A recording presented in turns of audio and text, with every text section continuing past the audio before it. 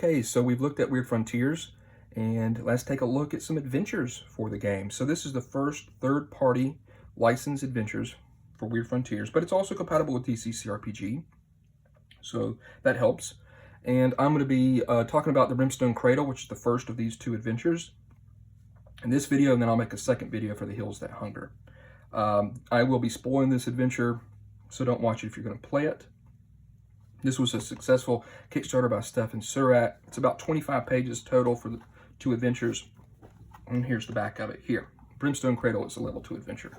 So this is very cool. This is a Christmas themed adventure. Obviously you can tell these creatures are wearing Santa caps.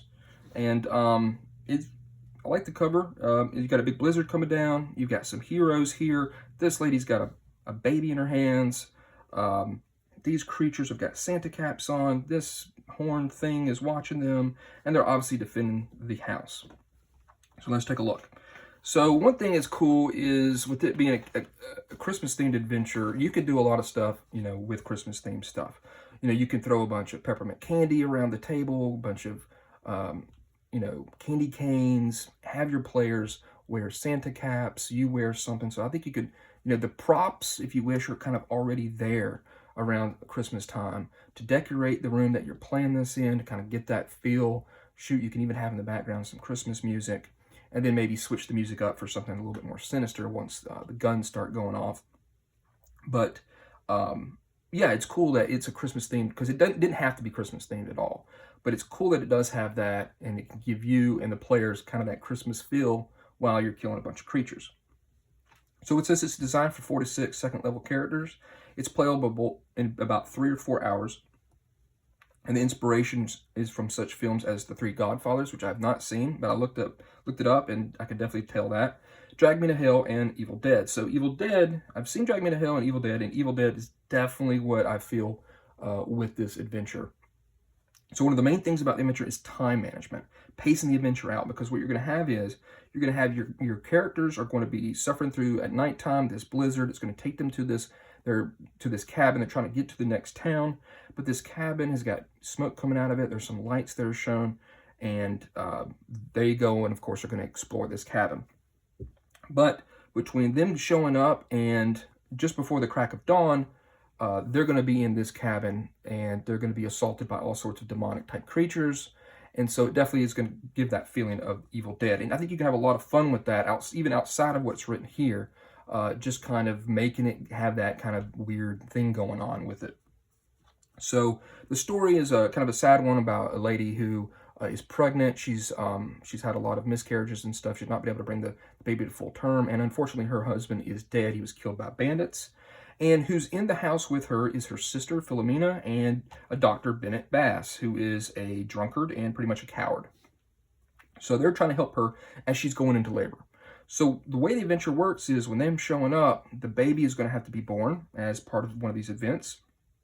Because what you're going to have is you're going to have kind of like the outside of the cabin, the inside of the cabin, and then these events that possibly will happen, at certain times. They definitely will at certain times that you're going to have to judge when you should do those events.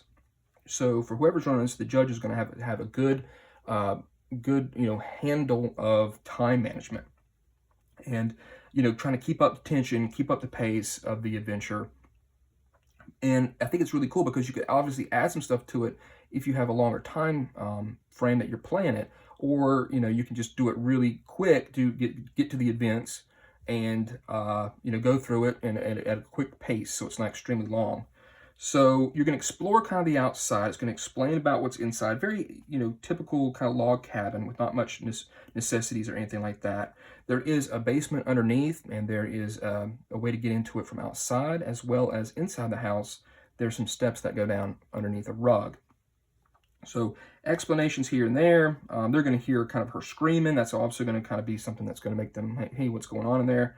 And if they wait too long trying to figure out how to get in, because they can look in the window, they can knock on the door, they can try to figure out by listening. Maybe somebody's going to go around to the back and go down into the basement. That might be more of your sneaky type character that might do that.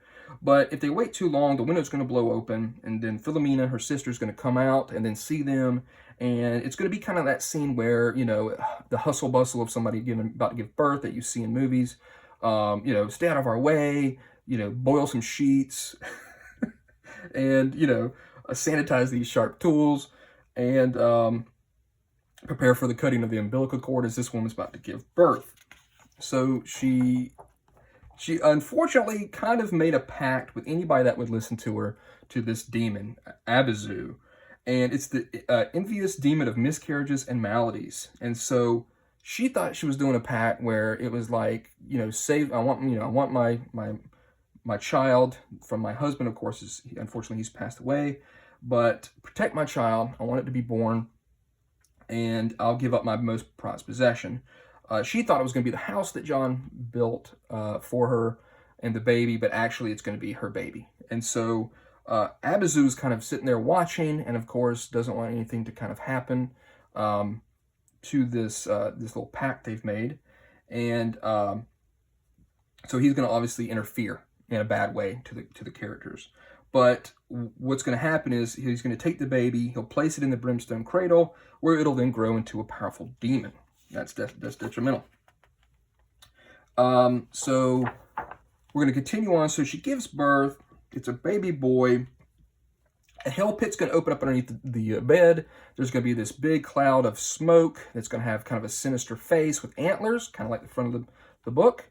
And it's going to say, "Give me the child." So you're going to have some moments where these demons that are going to show up to try to take this baby are going to talk. And so that's going to be fun to be able to kind of, you know, obviously give them voice if you're running this to your players. So you're going to have these soul snatchers show up, these little imps, these like burned kind of imps, and the players, of course, are going to fight them. And then the voice is going to kind of say, you know, kind of give up a little bit. She gave all that she was for the gift of a child. The babe is the last of her that remains on this earth. Surrender the infant now. So they kind of, that's going to kind of tell them, obviously, that, hey, for some reason, this demon thinks that it's his baby.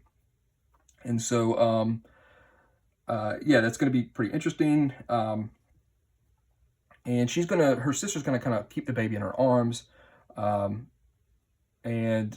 the doctor is like, you need a priest, not a doctor, and he's going to try to leave. And if you try to keep him there, he's just going to bolt as soon as he can. So he's a coward. He's going to leave.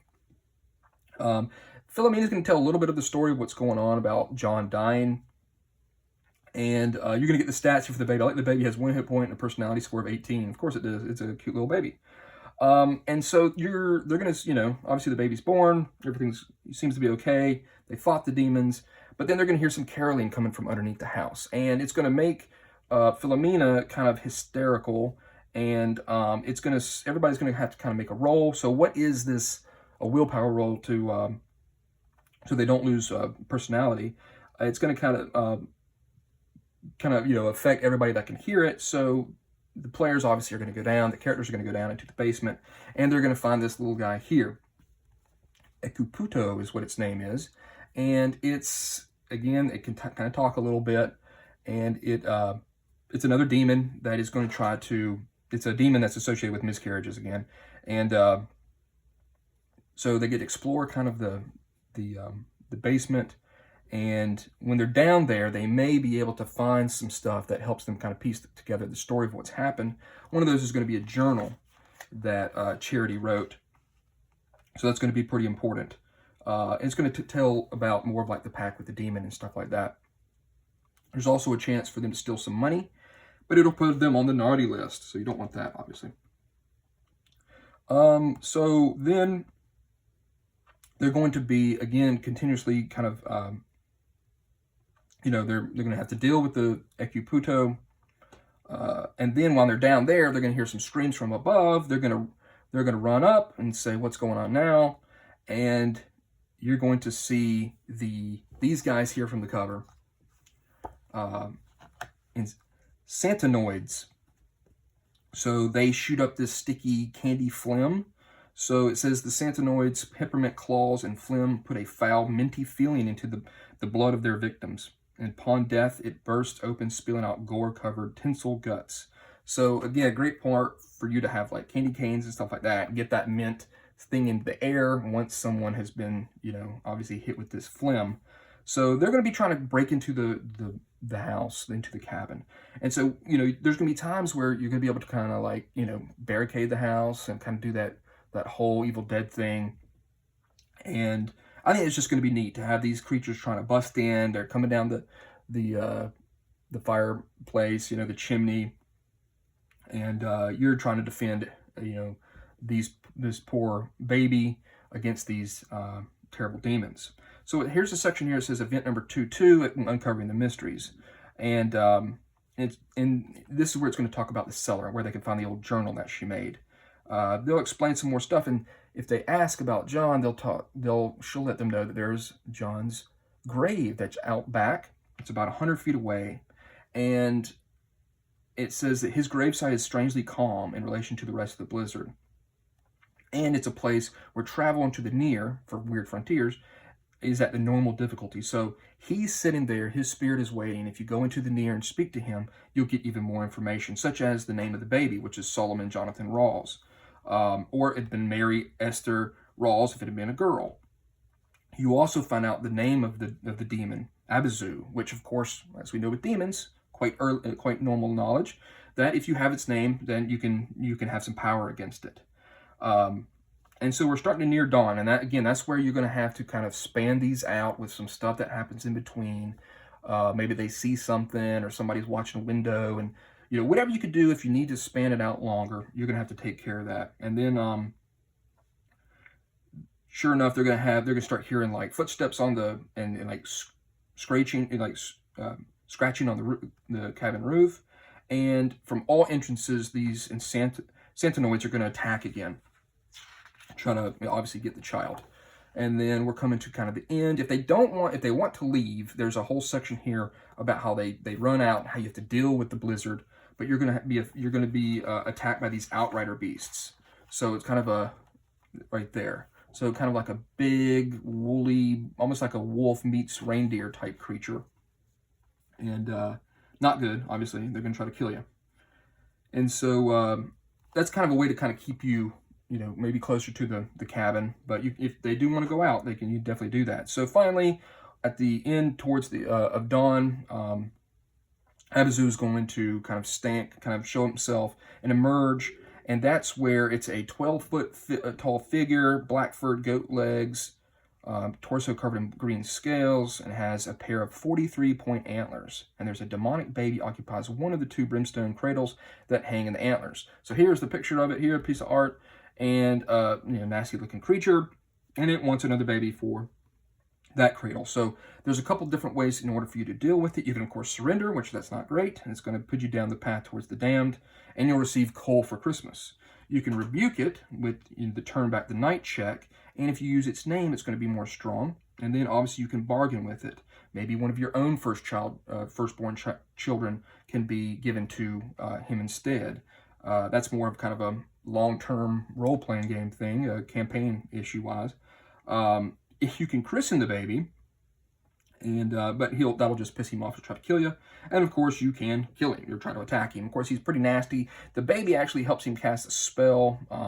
It's kind of like it's the spellcaster. If you can get rid of the baby or destroy the cradle that it's in, you're going to take away its one of its action dice that lets it cast that spell. And of course, if the baby is put there, then it's going to become a demon, and that's detrimental. And it gets another die for casting spells. So once he dies, 0 hit points, Hellmouth opens up, kind of swallows him down. He tries to do the old Balrog Gandalf thing and try to grab somebody. And he says he promises he'll see him next year. So of course, in conclusion, the PCs are going to find themselves moving towards the path of the righteous. And as dawn is now broken, there's the Christmas tree that's in the cabin, or one if they're outside, is now surrounded by beautifully wrapped presents, obviously a gift from jolly old St. Nick, I guess.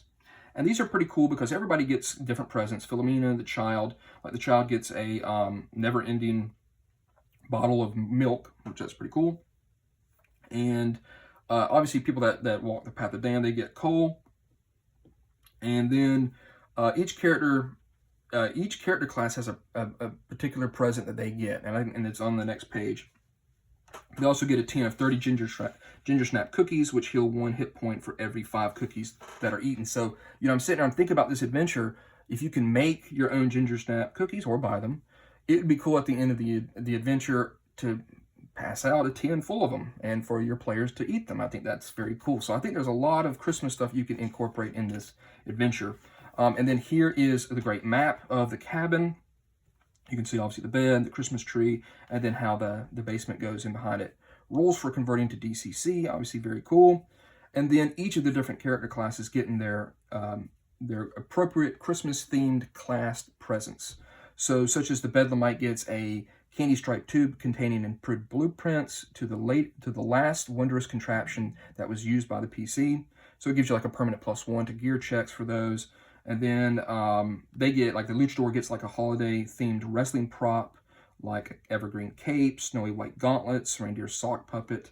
And it's going to help them, obviously, with something that each one of the different classes do as a reward. So I like the fact that, each of the classes get something, different, and it's just got that Christmas feel. So there is the Brimstone Cradle. Like I said, I think one of the best things you can do with this is play this towards Christmas, and, decorate maybe your room if it's not already decorated, hand out, candy canes and stuff. Like I said in the beginning, ginger snaps at the end, and just really ramp up that whole Christmas feel to go along with this adventure. So as of right now, it's available on a couple of websites. That is going to be down. I'll have the link down in the description.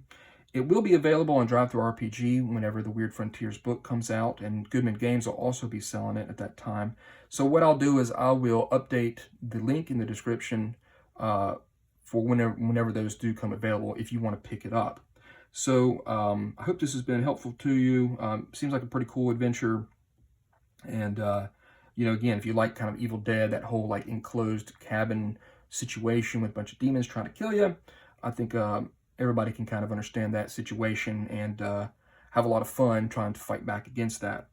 And then, so again, like I said, the next video will be about the Hills That Hunger, a completely different type of adventure, and one that I think is very cool. It'll also have a great movie reference to it as well, if you can think about that name, The Hills That Hunger. So, again, I appreciate you watching. If you like this video, hit the like button, all that stuff. It helps me know that you guys are out there and that you're enjoying the content. And I'll see you for the next video. Thanks.